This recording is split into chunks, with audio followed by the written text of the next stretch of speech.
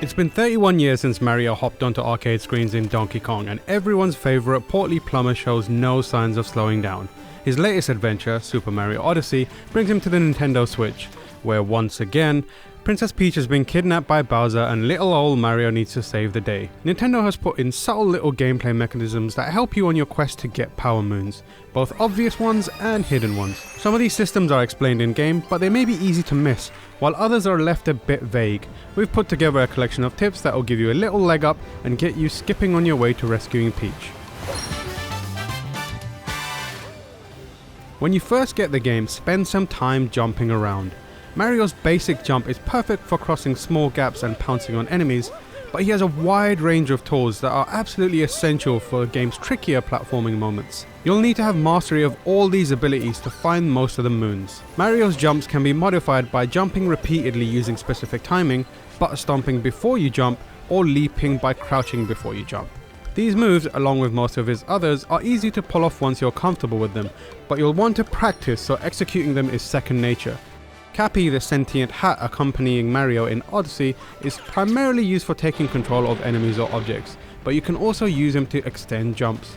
We suggest learning the hat throw and leap combo, as it's undoubtedly one of the most useful moves in the game.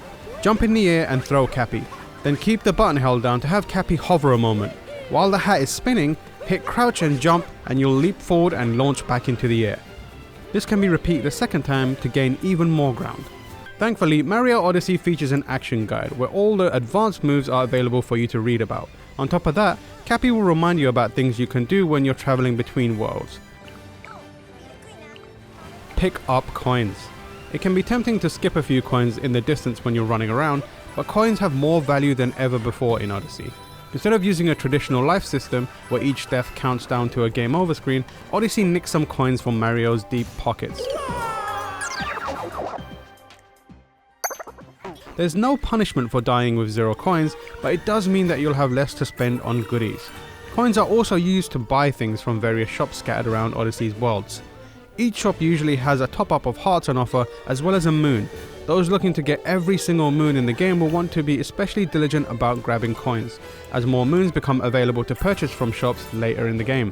Of course, coins are also used to purchase new outfits for Mario, and you have to purchase the hat and jumpsuit portions separately. And trust us, you'll want all of them. They don't change the way Mario plays by adding abilities, but it's pretty darn cool to see him dressed up as a cowboy or a race car driver. To fly to a new location, your ship needs a certain amount of moons to power it, and the game denotes the recommended amount on screen. The simplest way to find these is to just play through each world and keep your eyes peeled for them, as many are visible along the main path. However, if you're going for the full moon completion, you'll need to explore, as there's quite a few hidden away behind puzzles.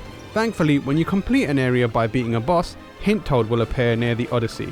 As the name implies, Hint Toad will mark the location of a moon on your map for 50 coins, which is very useful.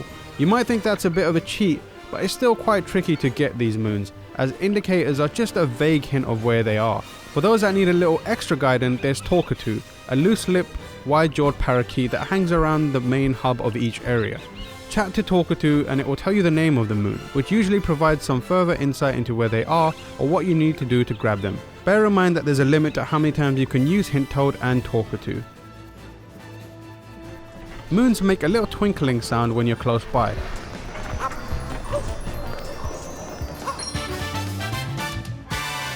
On your travels around the world, make sure to keep your ears open as well as your eyes peeled.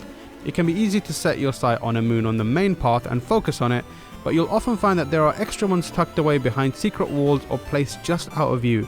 Another way to find hidden moons or coins is through controller vibrations. This one is much trickier, as running around usually also makes the controller vibrate just a little bit. However, the feedback should be stronger when you're near a secret item. A lot of goodies hidden underground usually have a shaft of colourful light to draw your attention to them, but this isn't always the case, so pay attention to those vibrations. A more delightful way of finding hidden items is to let the adorable little Nintendog sniff them out for you. You'll find him very early in the game, chilling out in a shop in the desert world, but after you complete that world, he'll venture out. When you see him, he'll excitedly bark at you and run off into the distance. Give chase and he'll lead you to something good. Nintendo will appear in other locations during your journey, so keep an eye out for him. And once he's found something for you, why not show your appreciation and play frisbee with him? Chuck Cappy at the puppy from a distance and he'll grab it in his mouth. It's wonderful. Scattered around each of Odyssey's worlds are little puzzle rooms. They're accessed by finding doors with little hats on them or by jumping down the iconic green pipes. Each of these rooms will test your mastery of platforming or ask you to possess an enemy using Cappy and then use their unique abilities to solve a puzzle, or reach areas inaccessible to Mario in his tiny human form. The extra secret with these rooms is they usually have more than one moon hiding within them. This isn't the case 100% of the time, but it pays to go into each one with the mindset that there's more than meets the eye in there. Be extra vigilant when running through them, and take the time to stop frequently and spin the camera around a bit. You'll often find a moon is only visible if you're looking at it from a specific angle. If that wasn't enough, keep your eyes out for little rockets. By getting over to these and then throwing Cappy on them, you can blast off into the clouds and into more secret areas where, naturally, even more moons await. When you're floating over the planet in Odyssey, you can hit the Y button to bring up stats on each world.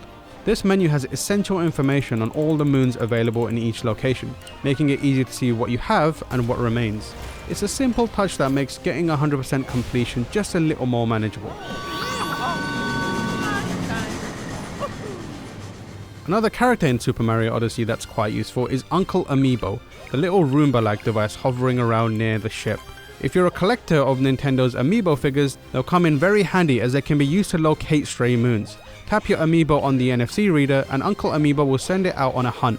It takes around 5 minutes, but once that time is up, he'll let you know where you can find a new moon. There's a limit on how many times you can use Uncle Amiibo to find moons, so it's better to use him when you're really struggling.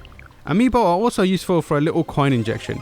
If you touch a figure while just out in the world, you can get some coins to add to your purse. This is useful when you're a little short on funds and want to purchase an item from the shop. For maximum efficiency, get Uncle Amiibo to send out 3 Amiibos to hunt for moons, then go out and try and grab some yourself. When you get back, there will be a few more for you to venture out for. This assumes, of course, that you have 3 Amiibo. If you don't, you can just use the same Amiibo over and over again. There you have it, 5 tips for all you would-be plumbers about to embark on an Odyssey. Super Mario Odyssey is a big game and we'll be digging into it deeper over the coming days. In the meantime, you can check out our video review or head to GameSpot.com to read our full written review.